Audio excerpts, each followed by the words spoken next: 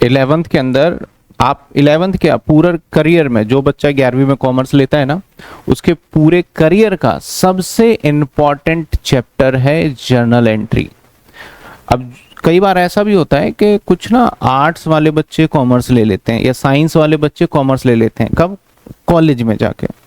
तो उन स्टूडेंट के साथ सबसे बड़ा चैलेंज जो होता है वो होता है हमारा सबसे बड़ा challenge, that is journal entry. वो क्या होता है हमारा? Journal entry. तो ये वो सभी स्टूडेंट्स इस क्लास को देख के समझ सकते हैं जो विदाउट कॉमर्स के स्टूडेंट कॉलेज में पहुंच जाते हैं, और मैं बहुत सारे बच्चों को बता सकता हूँ। या फिर कई ऐसे स्टूडेंट्स होते हैं जो कि आगे चल के सोचते हैं कि हम अकाउंटिंग का कोर्स करेंगे। अब अकाउंटिंग के कोर्स में क्या होता है, लाइक आपको एक कुछ सॉफ्टवेयर होते हैं, अगर आपने नाम सुना हो तो, जैसे सॉफ्टवेयर का नाम होता है टैली। किसी ने सुना है नाम टैली? तो वो सॉफ्टवेयर पे एक ही काम करना होता है, बाकी सब खुद करता है। और वो पता है क्या करना होता है? अगर आपको जर्नल एंट्री आता है तो टैली आप मात्र 1 हफ्ते में सीख सकते हो। यानी 1 हफ्ते में आप अकाउंटेंट वाला काम सीख सकते हो। अगर जर्नल एंट्री नहीं आता है तो आप सीख ही नहीं सकते। समझ में आई बात आपको? तो इतना इंपॉर्टेंट है हमारे एग्जाम। अगर मैं 11th की क्लास की बात करूं तो 11th में भी काफी इंपॉर्टेंट रहने वाला है ये, और हमारे एग्जाम में सबसे ज्यादा वेटेज रखता है। हर बुक में अलग अलग नंबर हो सकता है। टीएस ग्रेवाल में ये चैप्टर नंबर 8 के नाम से है, जर्नल एंट्री। अब यहाँ पे मैंने 11th क्लास लिखा है, तो ये सबके लिए कॉमनली, जो स्टार्टिंग करना चाहेगा, जिसको ये चैप्टर आता है वो आगे चल के अकाउंट सीख पाएगा, और जिसको नहीं आता उसको नहीं। मैं आपको एकदम बेसिक से लेके एंड तक कराऊंगा, और इसके अंदर हम कोशिश करेंगे कि मैं अपने क्वेश्चंस दूंगा, फिर आपको होमवर्क में बुक के क्वेश्चंस दूंगा अपने एग्जाम्पल देके, ठीक है ना। अब सर होता क्या है जर्नल एंट्री, और ये चैप्टर बना क्यों? पहला कॉन्सेप्ट आता है कि सर ये हम क्यों पढ़ रहे हैं। तो सबसे पहले अगर मैं आपसे बात करूं ना बिजनेस का, एक तरीके से देखो अकाउंटेंट जो होता है ना वो बिजनेस के ऊपर, अगर कोई भी बिजनेस के लिए हम अकाउंटेंट रखते हैं तो क्या बताओ हर बिजनेसमैन को अकाउंटेंट रखना क्या उसकी मतलब कंपल्सन है? जवाब है नहीं। अगर मैं बिजनेस कर रहा हूं, मेरा मन नहीं करता, मैं अपना अकाउंटेंट नहीं रखूंगा भाई। कोई ऐसा लॉ का लीगल फॉर्मेलिटीज नहीं है कि बिजनेस में अकाउंटेंट होना ही होना चाहिए, कहीं से भी नहीं है। आप में से बहुत सारे दुकानदार देखते हो आसपास, शकुरपुर के अंदर इतने दुकानें के किसी का अकाउंटेंट देखा आपने? नहीं देखा। लेकिन फिर भी बिजनेसमैन अकाउंटेंट को रखते हैं, जो बड़े स्किल पे काम करना चाहते हैं ना तो वो रखते हैं। तो जब बिजनेस को अकाउंटेंट रखते हैं तो अकाउंटेंट, जो भी अकाउंटेंट है, इससे ये बिजनेसमैन क्या उम्मीद करेगा कि भाई हम इसे क्यों रख रहे हैं, मतलब इसको क्यों रखा है हमने अकाउंटेंट को, अकाउंटेंट को क्यों रखा है मैंने, बिजनेसमैन कहेगा, जो ऑनर है वो ये क्यों रखेगा। तो ऑनर का एक ही ऑब्जेक्टिव होता है, ऑब्जेक्टिव जो मेन ऑब्जेक्टिव है that is to know business ने प्रॉफिट कमाया और या फिर लॉस हुआ इन अ ईयर। जनरली ऐसा मैंने ईयर लिख दिया, हालांकि जरूरी नहीं है कि ईयर ही हो, वो हर दिन भी जानना चाहता है कि मेरे बिजनेस से कितना प्रॉफिट और लॉस हुआ ये पता चल जाए। क्योंकि बिजनेसमैन अगर ये सारी चीजें प्रॉफिट लॉस निकालने लगेगा तो कस्टमर से डील कब करेगा, समझ रहे हो। ऐसे सिचुएशन में ये रिस्पॉन्सिबिलिटी एक अकाउंटेंट की आ जाती है। अब जो ये अकाउंटेंट है ना, जिसकी ये रिस्पॉन्सिबिलिटी आया है कि उसे क्या कैलकुलेट करना है, क्या कैलकुलेट करना है, बिजनेस के लिए प्रॉफिट निकालना है या फिर जो लॉस हुआ लॉस भी निकालना है, इसको, इसके ऊपर रिस्पॉन्सिबिलिटी आ गया। और एक रिस्पॉन्सिबिलिटी और होता है कि एकदम ये करेक्ट निकाले। कैसे निकाले हमारे हमेशा, ऐसा नहीं कि अकाउंटेंट ने जैसे वैसे कर दिया कि अरे सर इतना हो गया, नहीं, एक रुपए का भी डिफरेंस नहीं होना चाहिए, एकदम करेक्ट निकाले। किसकी रिस्पॉन्सिबिलिटी? अकाउंटेंट की। तो जब हम कोई चीज करेक्ट करना चाहते हैं तो उस सिचुएशन में हमें अपना जो सिस्टम है इंटरनल, मतलब कि जो हमारा प्रोसेस होना चाहिए वो बड़ा स्ट्रांग होना चाहिए। जैसे मान लो मेट्रो में जाते हो, मैं सिंपल से बात करता हूं, मेट्रो का जो सिस्टम है, क्योंकि आप सबसे पहले एंट्री करोगे तो आपको जो CICF है वो चेकिंग करेगा। आपको गए हो मेट्रो में, सभी ने देखा होगा, तो पहले वो क्या करेगा, चेक करेगा क्या पर्पस है उसका चेक करने का, ताकि अंदर कोई ऐसा वेपन या कोई ऐसा गुड्स ना चले जाए जो कि प्रोहिबिटेड है, जो कि लोगों के लिए हानिकारक हो सकता है। उसके बाद आप अंदर एंट्री नहीं ले सकते जब तक आपके पास टोकन, पहले टोकन चलता था, अब टोकन हटा दिया है, अब चलता है क्यूआर कोड।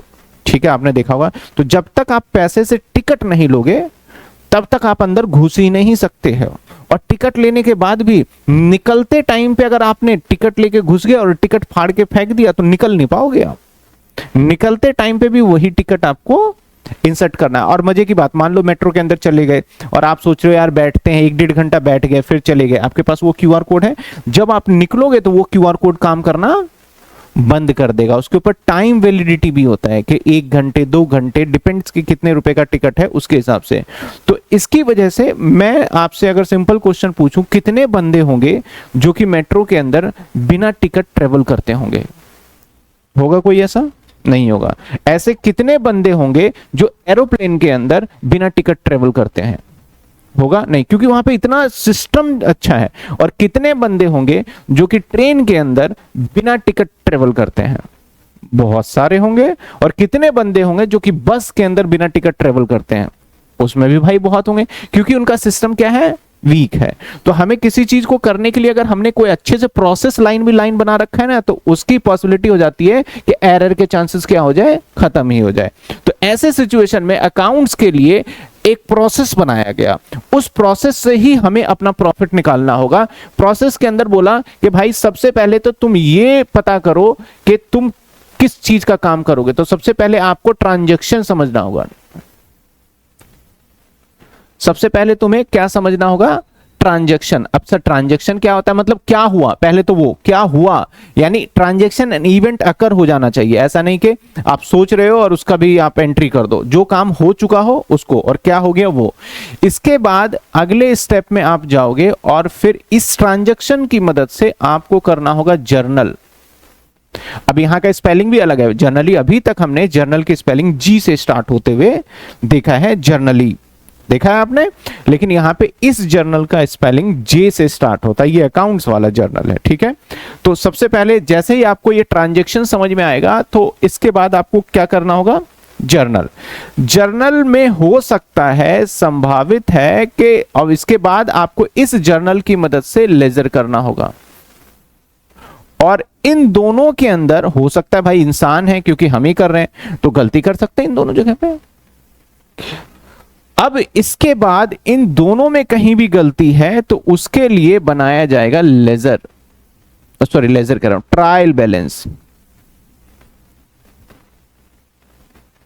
ट्रायल बैलेंस एक ऐसा प्रोसेस होता है कि अगर आपने चाहे यहां गलती की हो चाहे यहां गलती की हो, दोनों में से कहीं भी गलती की हो, ये पकड़ लेगा, बोलेगा भाई ये एरर है। लेकिन इसकी एक कमी है कि ये नहीं बताएगा कि गलती कहां है, बस ये बताएगा भैया तुम्हारा ऊपर का गलत है, इसलिए दोबारा ऊपर का काम कर लो आप। तो यानी ये एक तरीके से मान के चलो एक ऐसा स्टेप लगा रखा है इन्होंने कि वो गलती को क्या करता है? पकड़ लेते हैं, ठीक है। जैसे ही ये वाला अगर यहां से डेटा अगर निकल गया तो समझो आपका जो भी डिटेल आ रहा है, जो भी आपकी कैलकुलेशन बन रही है, वो 100% ठीक है। लगभग 0.1% हम मान सकते हैं कहीं भी एरर हो सकता है। मेट्रो में भी 0.1% होता है कि कोई बंदा घुस जाए, एक टिकट से दूसरा भी घुस गया साथ के साथ, होता है ऐसा। तो 0.1%। तो यहां से जो हमें मिलेगा, यानी पहले हम ट्रांजैक्शन समझेंगे, फिर जर्नल करेंगे, फिर लेजर, और लेजर करने के बाद जो चीजें हमें मिलेगा ट्रायल बैलेंस के थ्रू, यहां पे हमेशा क्या मिलेगा? हमें करेक्ट जो भी डेटा मिलेगा, जो भी इंफॉर्मेशन मिलेगा, वो कौन सा मिलने वाला है? करेक्ट। अब इस डेटा से जो करेक्ट है, यहां से हम कैलकुलेट करेंगे अपने बिजनेस का क्या प्रॉफिट या फिर लॉस। तो समझ में आई बात आपको? तो ये हमारा एक अकाउंटिंग प्रोसेस होता है। इस प्रोसेस से हम प्रॉफिट निकालते हैं। यानी आप कॉमर्स ले रहे हो भाई, तो आपको तो पूरा प्रोसेस सीखना ही पड़ेगा। तो पहले आप ट्रांजैक्शन, आज हम समझ लेंगे ट्रांजैक्शन क्या होता है, फिर हम क्या करेंगे? जर्नल स्टार्ट करेंगे। जैसे जर्नल कर लेंगे हम, उसके बाद क्या स्टार्ट करेंगे? अब लेजर भी जैसे जैसे कर लिया, उसके साथ हम क्या करेंगे?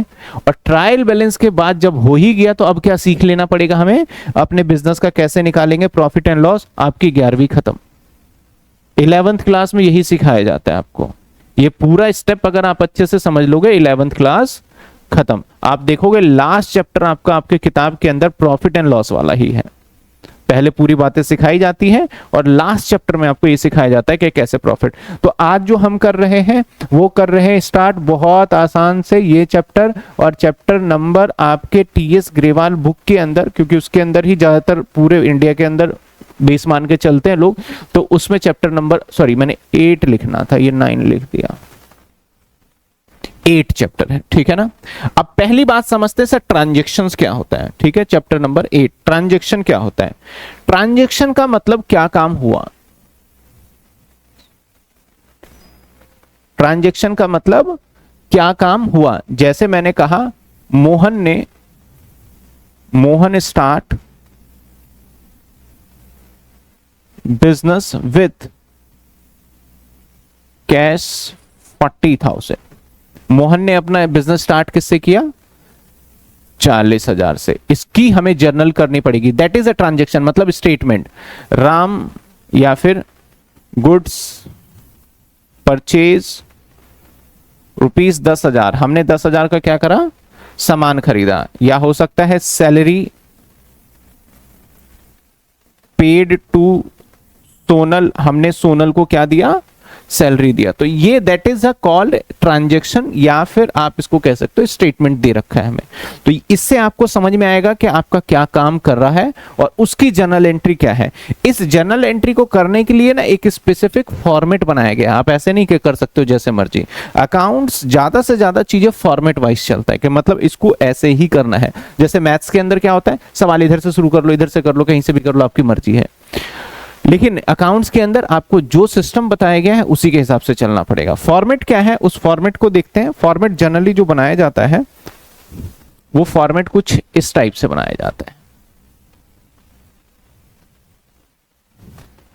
ये देखो फॉर्मेट। अब यहां स्केल की जरूरत बहुत पड़ेगी, ऐसा नहीं कि टेढ़ी मेढ़ी लाइन खींच दी आपने। अकाउंट्स की मैंने डेफिनेशन अभी पढ़ाया नहीं है, क्योंकि मैं अभी कोई चैप्टर पहला स्टार्ट कर रहा हूं। इसके बाद धीरे धीरे बीच में मैं अकाउंट्स की डेफिनेशन, अकाउंट्स के ऑब्जेक्टिव, अकाउंट्स के लिमिटेशन, ये सारी चीजें मैं बताता जाऊंगा, क्योंकि वो मेरा मानना है, मेरा एज अ पर्सनल, हर टीचर का अपना अलग ओपिनियन होता है। मेरा ओपिनियन है कि ये चीजें आने के बाद ना वो आप बेहतर समझ पाओगे, इसलिए हम उसे बाद में करेंगे। स्कूल के अंदर मानता हूं कि वो करा देते होंगे, तो ज्यादा नहीं, मतलब मान के चलो 2-3 क्लास के बाद मैं कुछ थ्योरी भी कराना चालू करूंगा। तो यहां पे होता है हमारा डेबिट का अमाउंट, और यहां होता है क्रेडिट का अमाउंट, और यहां लिखते हैं हम LF। LF क्या होता है, दैट इज लेजर फोलियो। और भाई ये क्या होता है लेजर फोलियो, ये तो फुल फॉर्म हो गया। लेजर फोलियो होता है बेसिकली पेज नंबर। पहले ये यूज हुआ करता था क्योंकि पहले मैनुअल अकाउंटिंग हुआ करती थी। मैनुअल अकाउंटिंग समझते हो क्या, मैनुअल का मतलब रजिस्टर पे हुआ करता था, और आजकल कैसे हो चुका है, कंप्यूटराइज। तो कंप्यूटराइज में खुद ही वो डिटेक्ट कर लेता है, तो अब बच्चों को नहीं बताया जाता, लेकिन ये फॉर्मेट का हिस्सा है, इसलिए ये लाइन बनानी है। ये जितनी पतली बना लो कोई फर्क नहीं पड़ता, ये दोनों जो लाइन होना चाहिए इक्वल, आपका डिस्टेंस इक्वल गैप पे होना चाहिए। उसके बाद आपका ये लाइन खींचेगा, इस लाइन के ऊपर लिखना है आपने डेट, और यहां लिखना है पर्टिकुलर। और सबसे टॉप पे क्या कर रहे हो, जर्नल, और इसका नाम है एंट्रीज।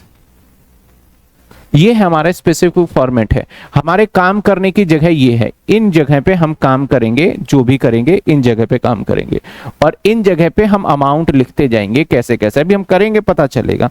इस लाइन को कुछ भी नहीं करना, ये लाइन ब्लैंक रहने वाला है। यहां जिस तारीख को हमने काम किया वो तारीख लिखा जाएगा। अगर तारीख नहीं दे रखा है तो 1 2 3 4 आप अपनी मर्जी से लिख सकते हो, समझ में आए। तो हम ये क्या है हमारा ट्रांजैक्शन, इस ट्रांजैक्शन को हम इस फॉर्मेट में पुट कर देंगे तो क्या हो जाएगा, जर्नल। समझ में आई बात आपको। जर्नल क्यों सीख रहे हैं, क्योंकि हमें प्रॉफिट निकालने के लिए ये प्रोसेस तो सीखना ही सीखना पड़ेगा, दैट्स व्हाई हम जर्नल सीख रहे हैं। तो आइए मैं कुछ ट्रांजैक्शन को कैसे करके दिखाएंगे। मैं जो आपको पढ़ाऊंगा जर्नल एंट्री,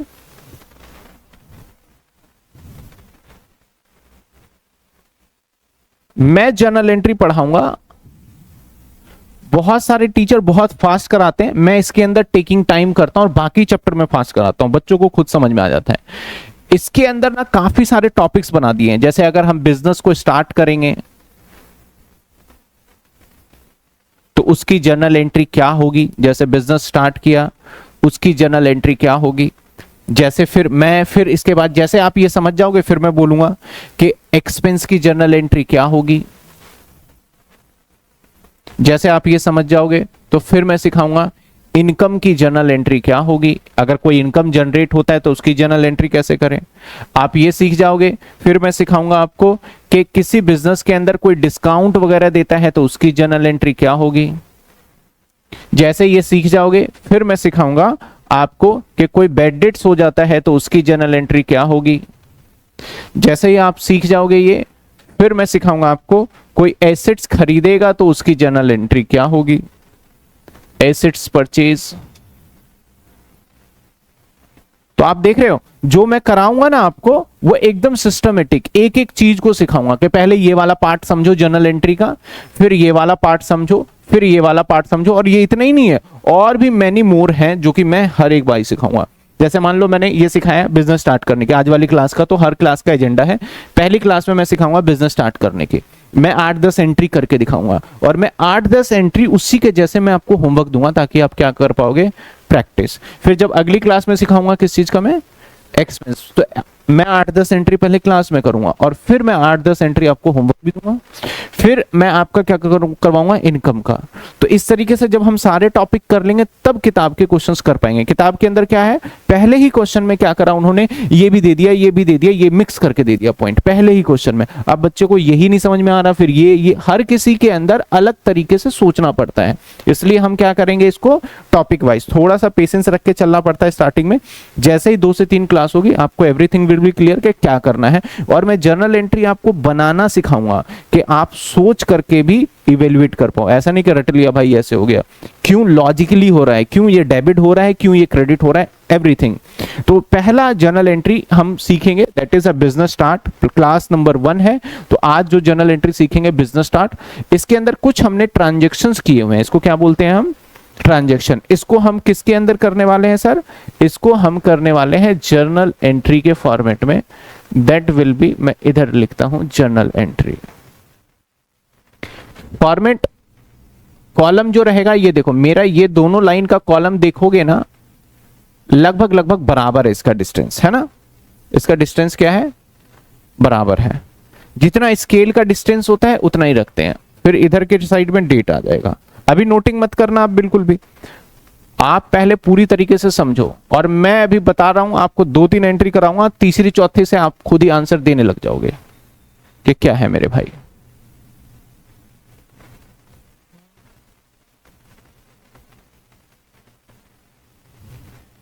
अब ये वाला एरिया थोड़ा बड़ा रखना होता है, ऊपर जर्नल एंट्री,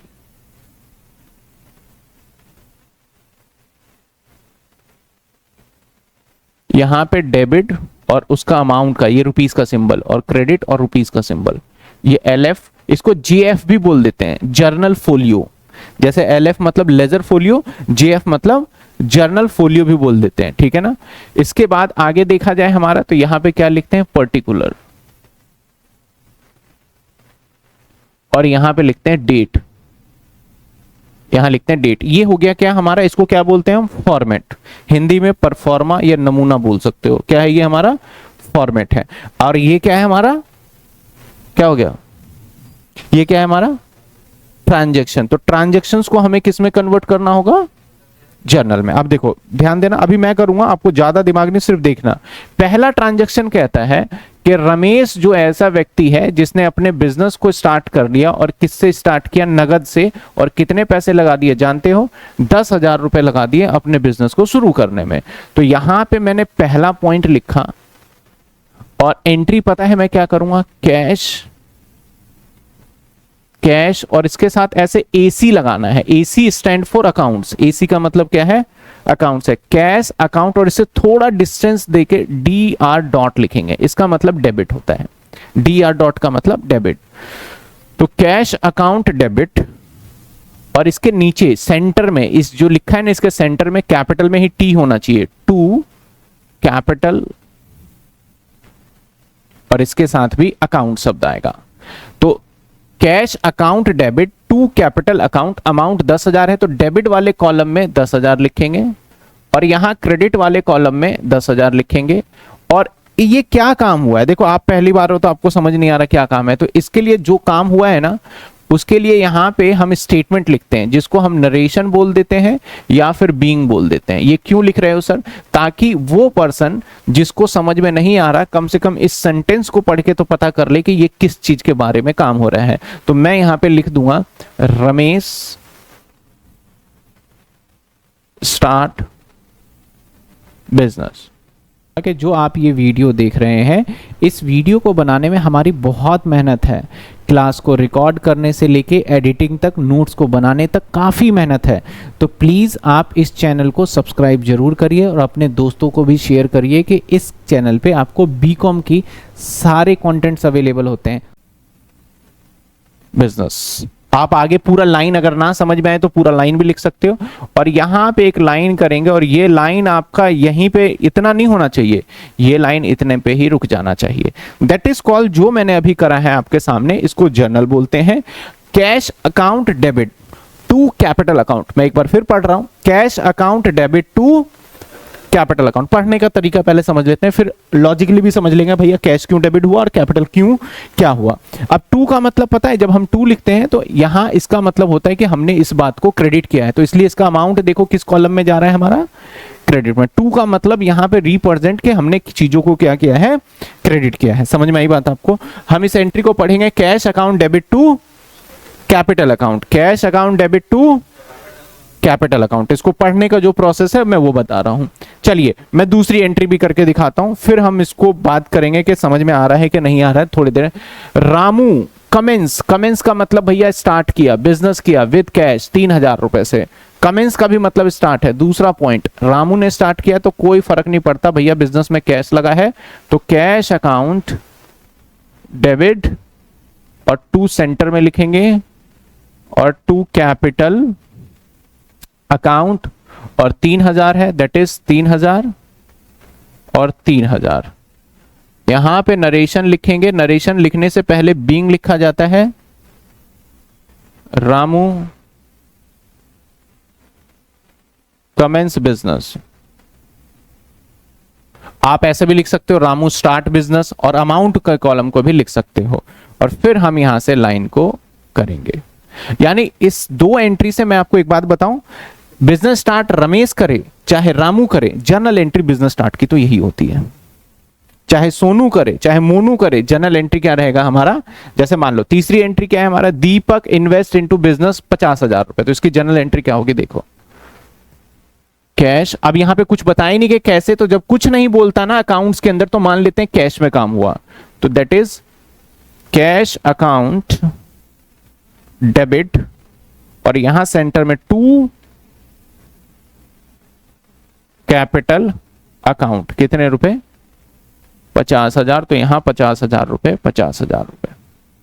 इसके नरेशन में लिखेंगे बीइंग, कौन है भाई ये, दीपक, दीपक स्टार्ट बिजनेस, और फिर इसको हम बंद कर देंगे। तो अब तीन बातें हो गई, देखो पहले में था रामू, दूसरे पहले में रमेश, रामू, दीपक। भाई कोई भी स्टार्ट कर रहा है बिजनेस, जर्नल एंट्री तो यही रहेगी। अब लॉजिकली समझते हैं, मैंने कहा भाई कैश अकाउंट को हम करने वाले हैं डेबिट। आपने रूल ऑफ डेबिट क्रेडिट पढ़ा है, रूल ऑफ डेबिट क्रेडिट के अंदर मैंने बताया था जितने भी कैश क्या है हमारे बिजनेस के लिए, एसेट्स है लाइबिलिटी है, एसेट्स, और जितने भी एसेट्स होते हैं उसको क्या करना चाहिए, दैट्स वाई यहां पे देखो कैश क्या हो रहा है। और आपको बताया था भैया कैपिटल है, कैपिटल लाइबिलिटी में जाता है लेकिन इसका नेचर कैपिटल रखते हैं, और इसको भी क्या करा था हमने, क्रेडिट। तो देखो कैपिटल को क्या करा हमने, क्रेडिट लिखा नहीं है लेकिन जब टू वर्ड है उसके पीछे क्रेडिट ही होता है, ये मान के चलते हैं। समझ में आई बात आपको? इसको कैसे पढ़ेंगे भाई, कैश अकाउंट डेबिट टू, आप पढ़ के बताओ, आप बताओ, आप बताओ, आप बताओ। हाँ, पढ़ने का प्रोसेस भी होता है, ऐसे नहीं cash account debit to capital account, ऐसे नहीं पढ़ना, फ्लो में पढ़ना होता है, कैश अकाउंट डेबिट टू। इससे पता चलता है कि भाई आपको नॉलेज है। ठीक है। अब अगली एंट्री पे आ जाते हैं। यहां पे शालू ने स्टार्ट किया बिजनेस किससे? चेक से। किससे स्टार्ट किया? चेक। पहले कैश में स्टार्ट हो रहा था, अब थोड़ा सा वेरिएशन आ गया कि भैया आप कैश नहीं लगा रहा, वो तो चेक लगा रहा है। और चेक का सीधा सीधा रिलेशन पता है कहां से होता है? तो अब एंट्री जो करेंगे वो करेंगे हम बैंक अकाउंट डेबिट और to capital account. To capital account कितने रुपए लगाए भाई तुमने? 15,000 रुपए। 15,000 लगाए। इसके नीचे बीइंग नरेशन जिसको कहते हैं, शालू स्टार्ट बिजनेस विथ चेक। ठीक है, चलिए ठीक है। यानी सर यहां से मतलब क्या है कि आप जिस चीज से बिजनेस स्टार्ट करते हो ना, आपको एंट्री थोड़ा चेंज करना पड़ता है। कैपिटल तो टू में रहेगा ही रहेगा, चाहे किसी से कर लो। अब यहां कैश से स्टार्ट हुआ तो cash account debit to capital, cheque से स्टार्ट हुआ तो चेक की जगह पे हम चेक नहीं लिखते, उसकी जगह पे क्या रिप्लेस कर देते हैं? बैंक। क्योंकि चेक करके करोगे क्या? चेक अल्टीमेटली तो बैंक में ही जाएगा। अगर मैं स्टॉक से अपना बिजनेस स्टार्ट करता तो एंट्री पता क्या हो जाता? Stock account debit to capital account. अगर मैं अपना बिल्डिंग से स्टार्ट करूंगा तो एंट्री क्या हो जाएगा? Building account debit to capital account. समझ रहे हो आप? जिससे मैं स्टार्ट करूंगा उससे डेबिट करना पड़ेगा और ऐसे होगा। अगला एंट्री देखो, जैसे कि मैं आपको समझाता हूं, ये मैं 7वीं एंट्री करना चाहता हूं। 7वीं एंट्री आपसे पूछना चाहता हूं, मैं करूंगा वैसे ऑल दो, लेकिन आप ये एंट्री को बताओ कैसे एंट्री होगा। जनरल एंट्री सोचो मन में, बताओ क्या होगा। मैं एक एक से पूछता हूं। चलो आप बताइए। Furniture account debit to capital, आप बताओ। आप बताओ। अब यहां फर्नीचर होगा। अब आपने बताया कैश, मन में भाई अब जिसने भी कैश बताया है तो उसने तो अपने हिसाब से ईमानदारी से ही जवाब दिया ना। अब कैश क्यों नहीं होगा? क्योंकि बिजनेस जो स्टार्ट हो रहा है वो किससे हो रहा है? नहीं, फर्नीचर जैसे होता क्या है जनरली बिजनेस, देखो अब मुझे अपना काम स्टार्ट करना है टिकट बुकिंग का, ठीक है ना, समझ लो टिकट बुकिंग का काम स्टार्ट करना है। मैंने अपना कंप्यूटर है मेरा और इसी से मैंने अपना बिजनेस स्टार्ट कर लिया टिकट बुकिंग का। तो मैंने बिजनेस में कैश तो लगाया नहीं, मेरा स्टार्ट किससे हो गया? तो एंट्री बनाऊंगा मैं computer account debit to capital account, ठीक है ना। चलो और देखते हैं कोई मिल जाए। Open current account start business with cash stock. चलो अभी आगे आएगा तो हम समझ जाएंगे, कोई बात नहीं। मैं 12वीं एंट्री यहां पे कर रहा हूं, आप मुझे इसका जवाब बताना, ठीक है ना। Sonal start business with stock ₹25,000। अब बताइए क्या होगा journal entry? Stock account debit to, किसी को इसमें डाउट है कि भैया स्टॉक नहीं होगा? समझ में आया? तो यानी आपको एक बात यहां समझ में आ गई कि सर बिजनेस स्टार्ट करने में टू तो कैपिटल आता ही आता है, और बिजनेस किससे स्टार्ट हो रहा है वो मैटर करेगा कि डेबिट में क्या लिखना है। समझे बात आप? चलिए बैंक में कैसे है? अब जैसे ये मान लो मैंने अपना बिजनेस स्टार्ट किया, मैं लैपटॉप आईपैड बेचने का बिजनेस स्टार्ट कर रहा हूं, तो मैं बैंक में कैसे जमा करूं इसको जाके? बैंक में तो होगा नहीं, ठीक है ना। अगर जिस चीज से हम स्टार्ट करेंगे तो बैंक में सिर्फ पैसा ही जा सकता है, पैसे के अलावा बैंक वाले कुछ नहीं रखेंगे आपका, ठीक है। समझ में आया यहां तक? तो हम एंट्री वैसे तो 4 एंट्री कर चुके हैं सीक्वेंस में, मैंने बीच में कुछ पूछा भी। तो जितने बच्चे भी इस वीडियो को देखेंगे भाई, वो ये चीज को कोऑर्डिनेट करना, टाइम जरूर लग रहा है आपको लगेगा कई बार, क्योंकि ना आजकल ना ऑनलाइन में चीजें बहुत फास्ट हो गई है, लेकिन उतनी मजबूती नहीं रही। जैसे बोलते हैं ना, पहले जमाने की चीजें जो होती थी वो मजबूत हुआ करती थी, अब वो मजबूती नहीं रही। वही चीजें बच्चों के ऊपर भी एप्लीकेबल हो गया। पहले के जो पढ़ाई पढ़ते थे बच्चे, वो बहुत स्ट्रांग तरीके से और पेशेंसफुली पढ़ते थे, अब वो नहीं पढ़ रहे हैं। उनको चाहिए फास्ट, ये कराओ 5 मिनट में हो जाए, 2 मिनट में हो जाए, 10 मिनट में हो जाए। तो कोई ऐसा बता दे मेरा पेपर लिख के आ जाए, उनको तो ये भी मन में करता है कि कोई कुछ ऐसा हो जाए। तो यहां सिंड्रेला की कहानी नहीं है जो कि अपने आप सब कुछ हो जाएगा। तो यहां पे आपको मेहनत करना पड़ेगा। अगर मैं 1 घंटे लगा रहा हूं तो 1 घंटे वर्थ इट है, लेकिन इस चीज को आप पूरे जीवन में कभी नहीं भूलोगे, ठीक है ना। अब मैं एंट्री नंबर 5 पे आ जाता हूं। अब देखो 5 एंट्री थोड़ा सा अजीब सा है। अजीब इसलिए मैं कहूंगा, 5 एंट्री में मनु ने स्टार्ट किया बिजनेस। यहां पे तो भाई चेक भी है और यहां पे कैश भी है। मतलब जब मैंने अपना बिजनेस स्टार्ट किया तो यहाँ पे मैंने दो चीजें बिजनेस के अंदर इंट्रोड्यूस किया, चेक से भी लगाया और कैश पे भी लगाया। तो ऐसे सिचुएशन में यहाँ एक तो दो एंट्री बना सकते हो आप कि सर चेक वाले को मैं लिख दूंगा bank account debit to capital और कैश वाले को लिख दूंगा मैं cash account debit to capital. लेकिन ये टाइम थोड़ा सा आपका ज्यादा ले लेगा दो काम करने में, तो इसको हम एक कंबाइन एंट्री करते हैं जिसको कंपाउंडेड एंट्री भी बोला जाता है। तो कंबाइन एंट्री कैसे करेंगे ये देखिए, जैसे क्या लगाया भाई तुमने, चेक लगाया तो मैं लिखूंगा बैंक अकाउंट, और कैश लगाया तो यहीं पे मैं लिख दूंगा कैश अकाउंट, और टू में लिखूंगा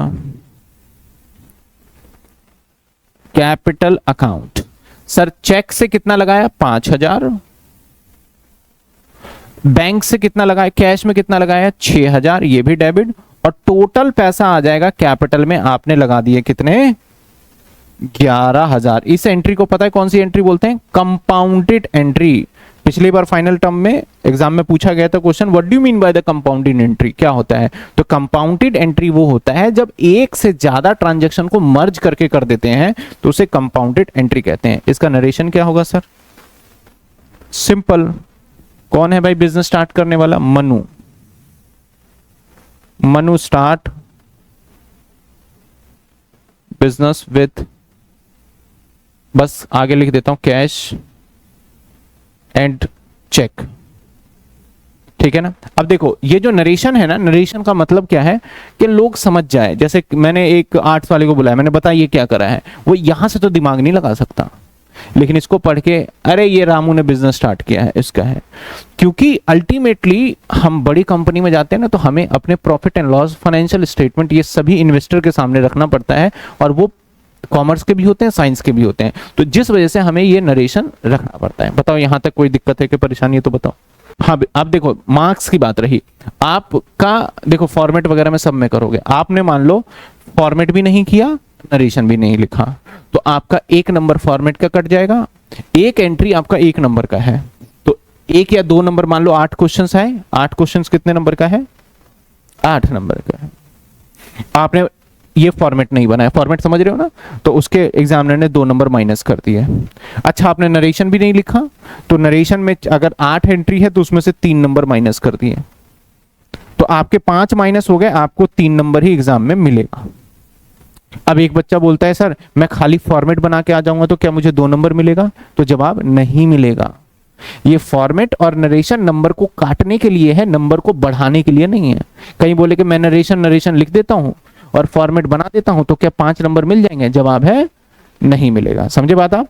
तो आपको जब पूरा सही होगा तभी नंबर मिलेगा, लेकिन अगर इसमें कुछ भी कमी करते हो, चाहे नरेशन नहीं लिखते हो, चाहे फॉर्मेट नहीं बनाते हो, तो उसके नंबर एग्जामिनर काटेगा ही काटेगा। समझे।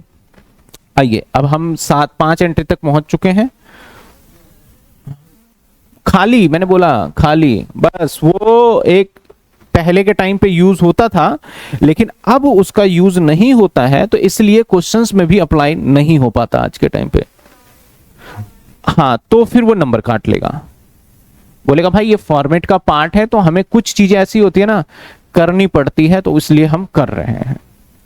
या LF लिखिए या JF। और इसका अब देखो मैंने तो इतना बड़ा साइज कर रखा है, आप चाहो तो थोड़ा कम भी साइज कर दोगे चलोगे, क्योंकि आपको भी पता है कि इसके अंदर कोई एंट्री हमें नहीं करनी, ये बस चलेगा थोड़ा, ठीक है ना। चलिए हाँ बिल्कुल। अब ये कैसे सोचेंगे हम, क्वेश्चन पेपर में तो यही है ना, ये क्वेश्चन पेपर है और ये हम क्या कर रहे हैं, आंसर्स कर रहे हैं, और आपको एग्जाम में ये करना होगा, और एक एंट्री आपका 1 नंबर का होगा। अगर 5 नंबर का सवाल आया तो 5 पॉइंट आ जाएंगे। आइए एंट्री नंबर 6 पे आ गए हम, धीरे धीरे करते करते 6 पे आ गए हैं। 6 में कहता है Sonali transfer cheque business bank account. ठीक है, समझ में आ गया ना। ओवरऑल अल्टीमेटली भैया मैं जो पढ़ा रहा हूं आपके दिमाग में और आपको चीजें समझ में आ जाए तो मेरा मेहनत सफल हो गया, ठीक है ना।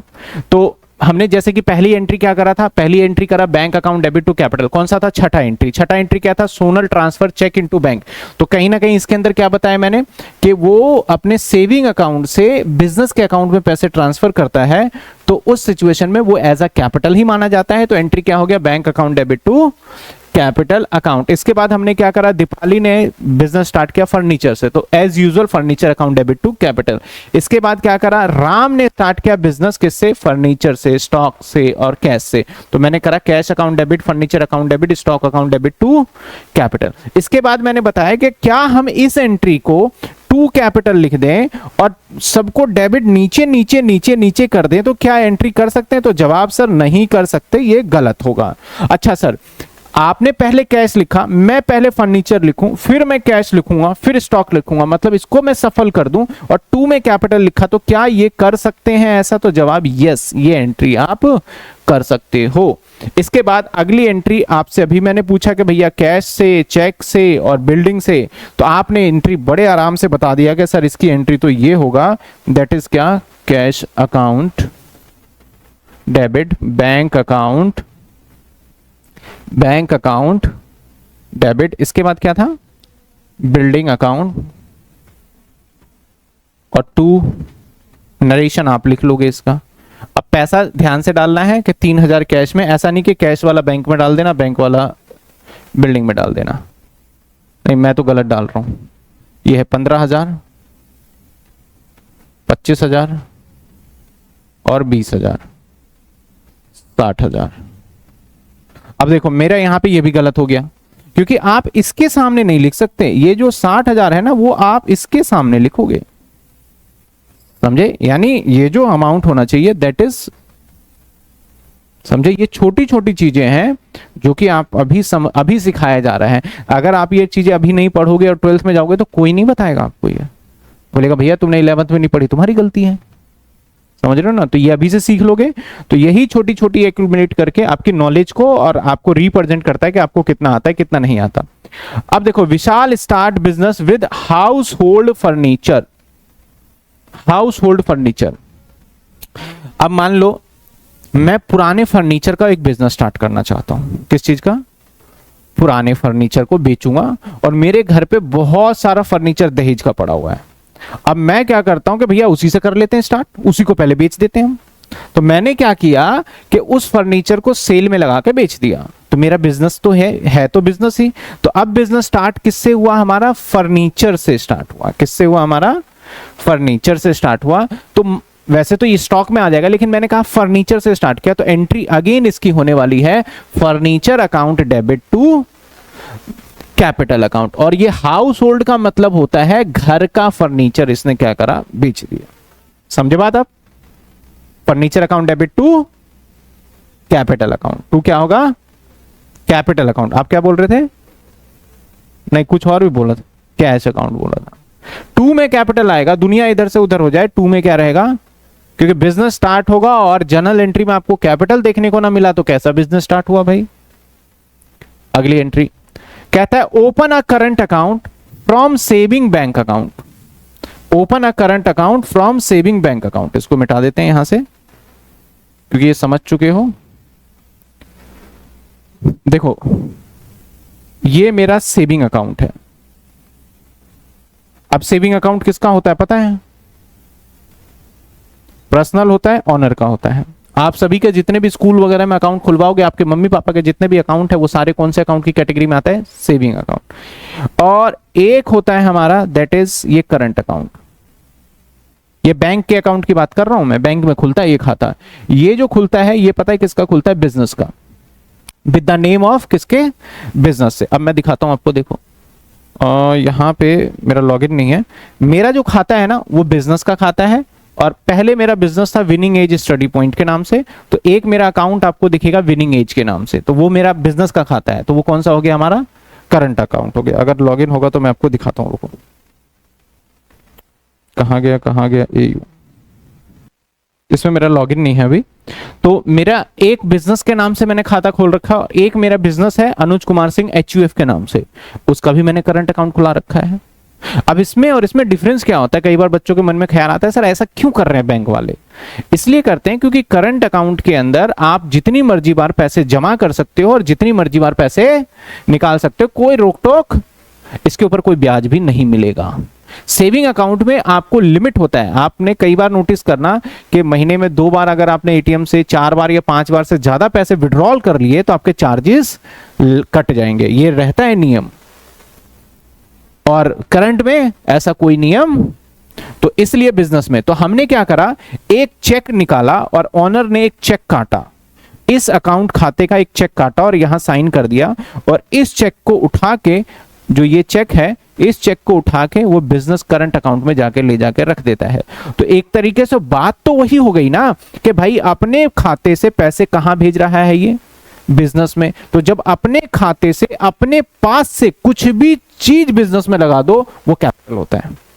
वो क्या होता है, अपने पास से। तो अब कैपिटल के तौर पे इसने क्या लगाया, चेक से पैसा, तो यानी इसकी एंट्री क्या हो जाएगी हमारी 11वीं एंट्री। मैंने 10वीं एंट्री नहीं करा, ये आप सेल्फ करोगे, और जो कि आपको बता दिया मैंने 11वीं एंट्री कर रहा हूं मैं।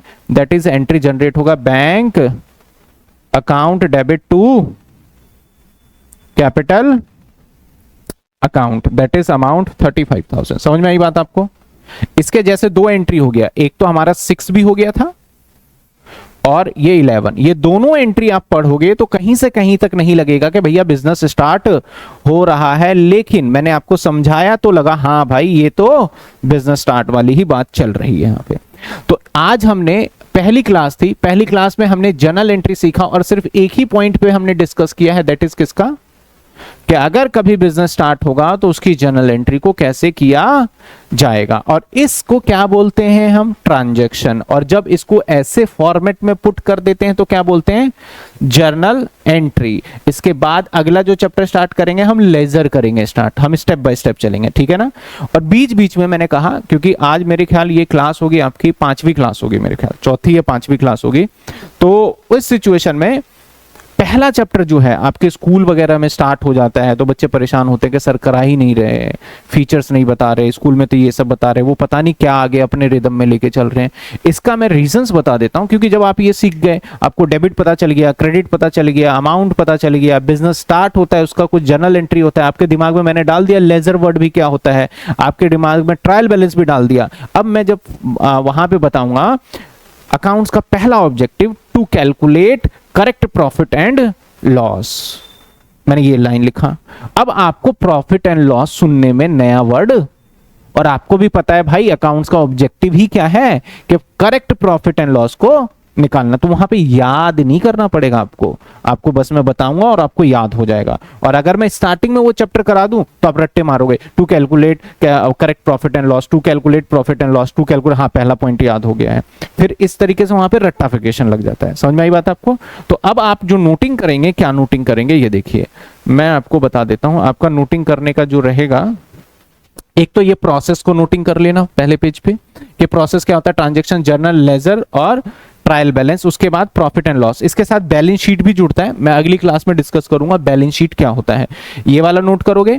इसके बाद आपको नोट क्या करना है सर, ये वाला पॉइंट के हम इसको स्टेप बाय स्टेप आगे लेके चलेंगे। उसके बाद पहले ट्रांजैक्शन, और ये वाला जो रजिस्टर रखना ना वो ऐसे रखना, जैसे मान लो ये आपका रजिस्टर है, ठीक है, ये रजिस्टर का 2 पेज हो गए, तो ये वाला इस पेज पे लिखना और ये वाला इस पेज पे, ताकि आमने सामने आप कंपैरिजन कर पाओ। समझ में, ऐसे लेना। अगर एक पेज वेस्ट भी जा रहा है तो कर देना, अगले पेज पे कर लेना, ऐसा नहीं कि पेज खाली जा रहा है तो आगे पीछे कर लो, ठीक है। तो चलिए नोटिंग करिए आप, और नोटिंग करिए स्टार्ट आप यहां से, ठीक है, फटाफट से नोटिंग कर लीजिए अब आप।